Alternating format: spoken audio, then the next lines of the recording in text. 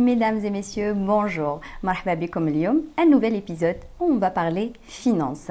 J'ai le grand plaisir de recevoir ma copine Wahiba.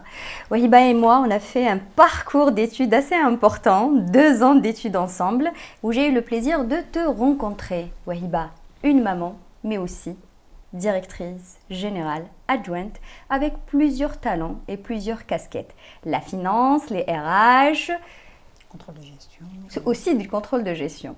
Marhaba bik Wahiba. Merci Nessima de m'avoir reçue. C'est toujours un plaisir de partager des bouts de conversation avec toi. Un plaisir partagé. Wahiba, depuis quelque temps, je reçois des invités qui me parlent et qui répètent souvent. Il faut respecter son budget, revoir le budget. Donc on entend un peu partout qu'elle mette le budget. C'est quoi le budget? Fahmini. Le budget, c'est une démarche prévisionnelle. On prévoit ses dépenses en fonction de ses revenus. On entend souvent des personnes dire que je vis en dessous de mes moyens. Ben justement, après, ça finit par avoir beaucoup de problèmes. Pour éviter ceci, on prévoit ses dépenses en fonction de ce qu'on gagne, de ce qu'on a comme revenu.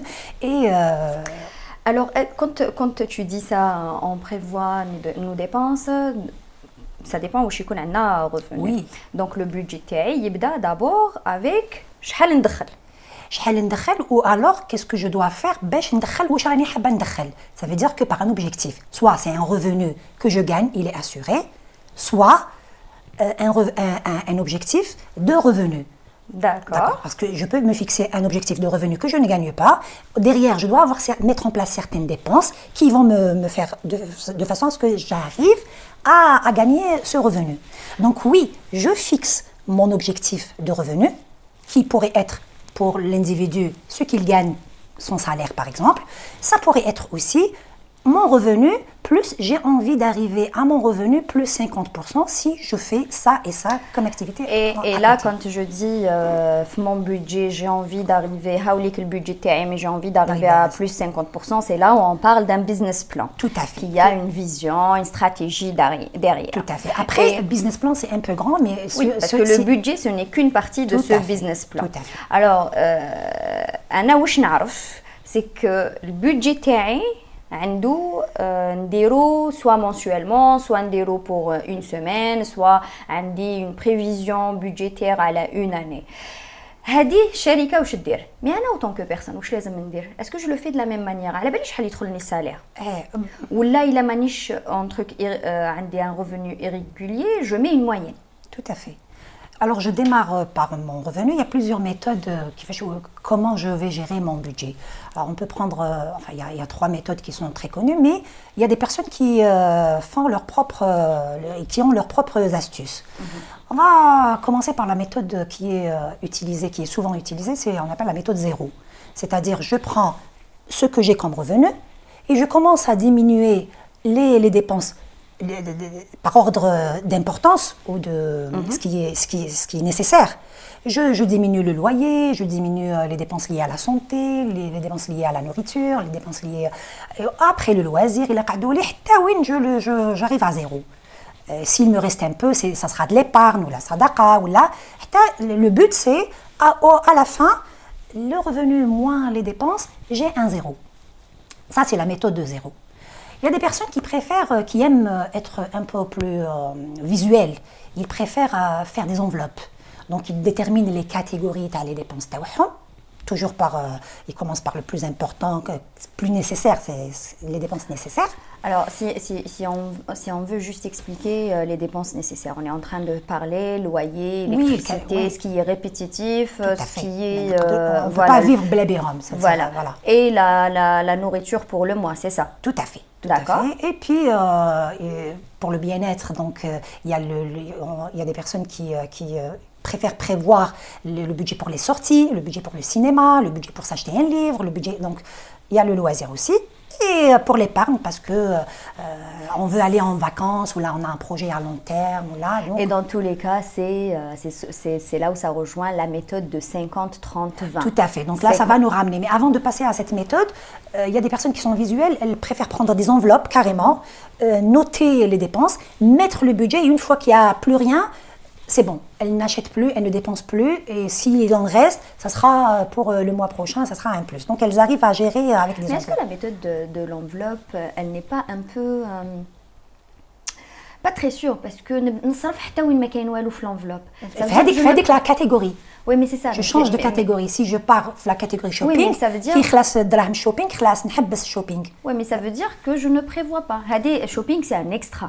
Ouais. Mais là, si je reviens par exemple à ma location, à mon alimentation Tout à fait. et tout ça, est-ce que la méthode enveloppe, je fais des enveloppes pour chaque semaine? Parce que si je انا نعرف روحي الا عندي دراهم في الصاك هي نصرفهم اليوم. حتى وين خلاص. نكملهم. Et par la suite, je ne regarde ni la semaine prochaine ni la semaine d'après. Donc l'idée aussi d'avoir un budget, c'est de savoir partager Tout à fait. entre les 4 Tout à fait. semaines. C'est C'est ça. pour ça que je dis, il n'y a pas une méthode, une meilleure méthode. Chacun en fonction de ce de ses pratiques à lui, de son tempérament, de son éducation. Parce que l'éducation, en fait, avant de parler du budget, il faut parler de l'éducation parce que nous, L'éducation financière. on a tous eu une tirelire quand on était jeune. On sait épargner, on nous apprend mais on ne nous apprend pas. Je n'ai aucun souvenir de comment j'ai dépensé l'argent qui était dans ma tirelire. Je ne me souviens pas. Qu'est-ce que j'en ai fait? Là, j'ai acheté un jouet ou là, mais il n'y a pas eu cette éducation de OK, le montant il est là maintenant, qu'est-ce qu'on en fait? C'est-à-dire on ne pousse pas l'éducation un peu plus loin. On s'arrête à l'épargne. On a envie que nos enfants apprennent à épargner et c'est tout. Mais en réalité, c'est épargner pour épargner, ça n'a pas de sens. Du coup, l'éducation de l'enfant, elle doit être un peu poussée un peu plus loin, de façon à ce qu'on lui apprenne déjà, par exemple, dans les achats scolaires, les affaires scolaires, est-ce qu'on achète cette trousse ou pas? Pourquoi? Le rapport qualité-prix? Qu'est-ce qu'on achète avec ce qu'on a? Il commence à se poser des petites questions par rapport à son âge. Oui.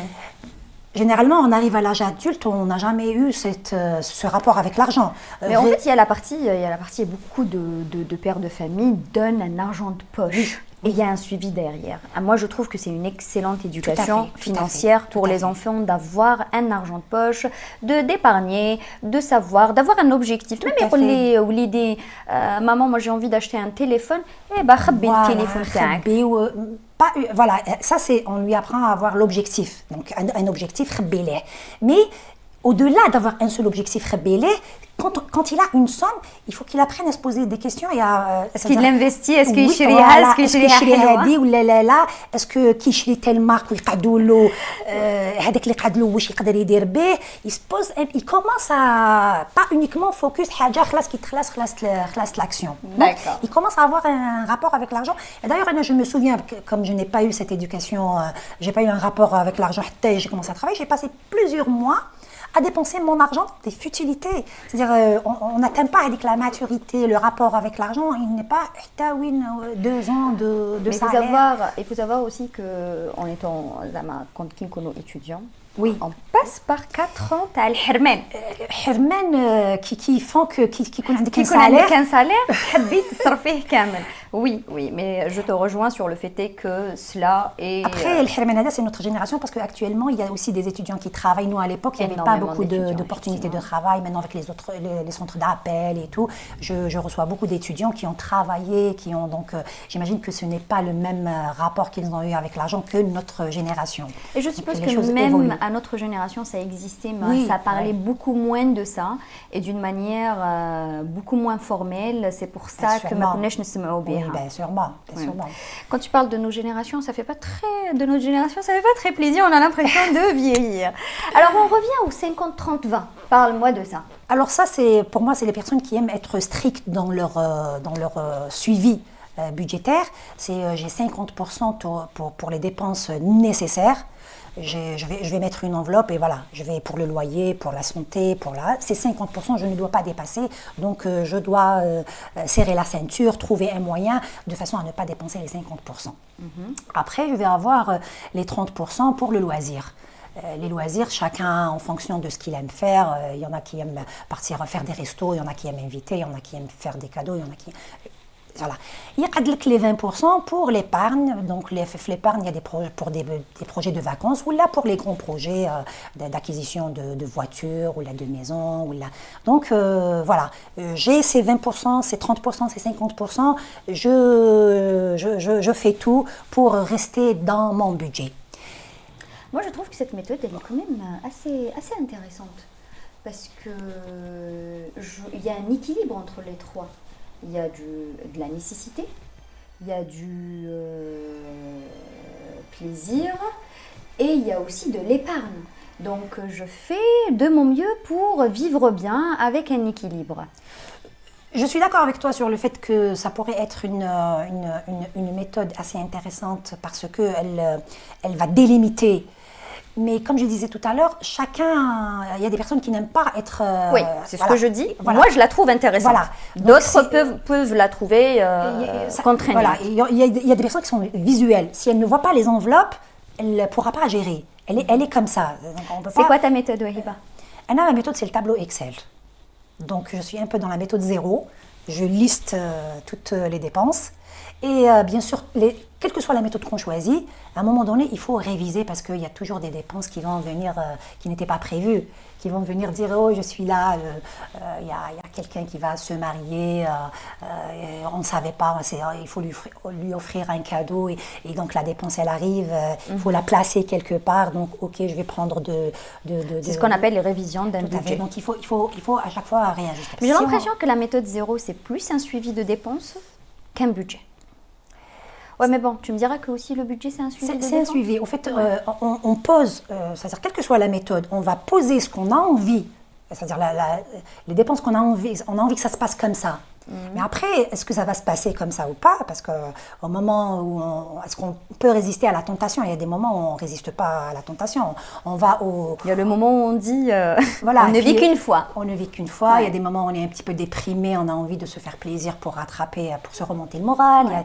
Et tout ça, on ne le prévoit pas dans notre tableau. C'est pour ça qu'il y a la révision budgétaire. C'est pour ça qu'il y a la révision budgétaire. Mais attention à ne pas trop exploser le budget. Mais ce qui est intéressant surtout ces derniers temps avec l'auto-entrepreneuriat où on a envie de se lancer sur des projets et tout, de commencer à écrire les choses. C'est-à-dire, parce qu'il y a des personnes qui, chacun le niveau, les gens ils n'ont pas tous ces connaissances ou ces compétences financières et donc c'est pour ça qu'on est en train de faire un petit peu de l'éducation et de l'inclusion financière avec ces rencontres-là pour qu'on puisse expliquer un petit peu ce qu'on connaît, ce qu'on ne connaît pas aussi. On essaye de l'apprendre.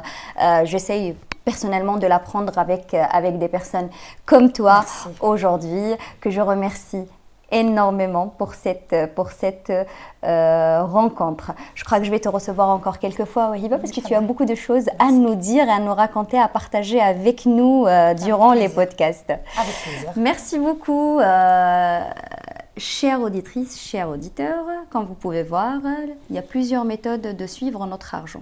Il est important il est primordial, je dirais, d'avoir un équilibre financier, donc le zéro, mais il est important aussi d'avoir de la prévision financière, de parler finances avec les enfants, d'avoir un budget, de suivre son budget et pourquoi pas épargner.